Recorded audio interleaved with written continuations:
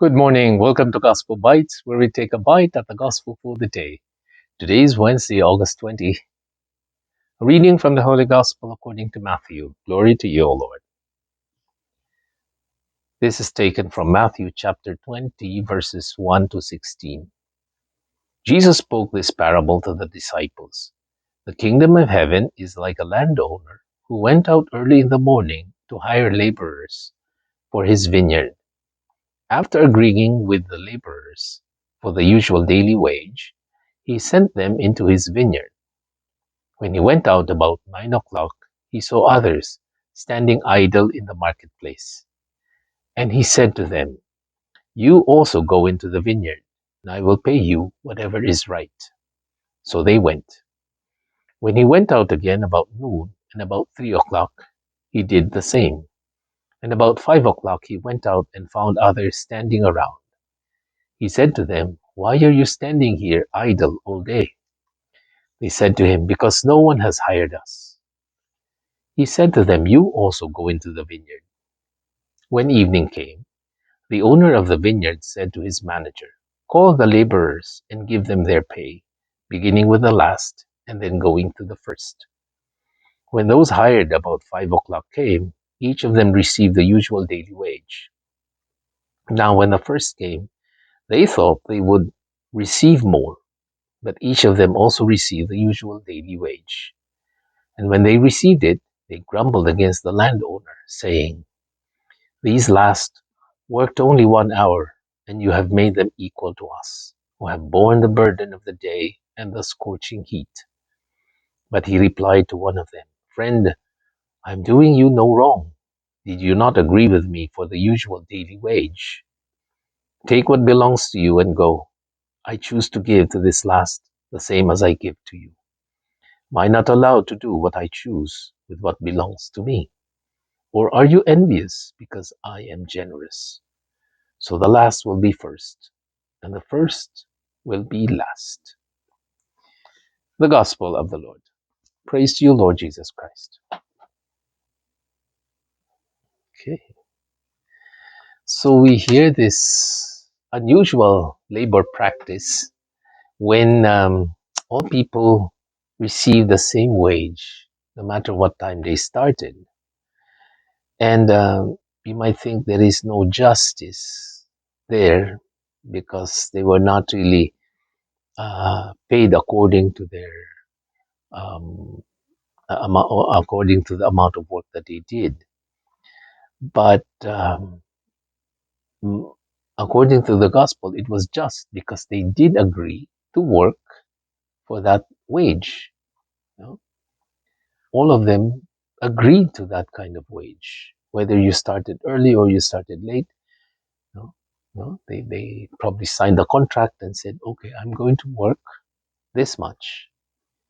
So there was no injustice because they agreed to it. And if you look at the story, the first ones were actually the happiest because early in the morning they were able to have a security. They were secure that at the end of the day they have something to take to their families. So in a way, all day they were happy. They were all secured. The last ones who came at the just about closing, all day they were worrying because nobody was hiring them. No? And so at least in their outlook, they were they had to suffer the whole day. You know, if not for the mercy of the landowner, no, they would have nothing to bring to their families. Yeah. So in that sense, the ones who started early would have had an advantage because they had that security from the beginning of the day. But also, if you think about it, since they had an assured income, they were happy at first. You know?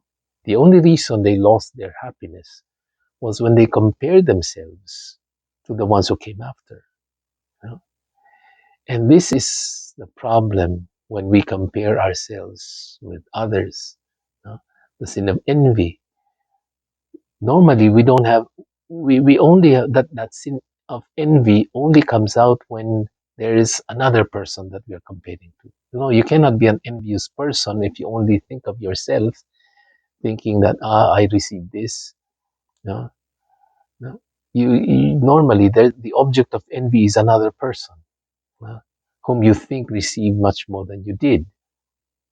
So since they did not work for, they did not work more and receive more. So there's a sense of envy.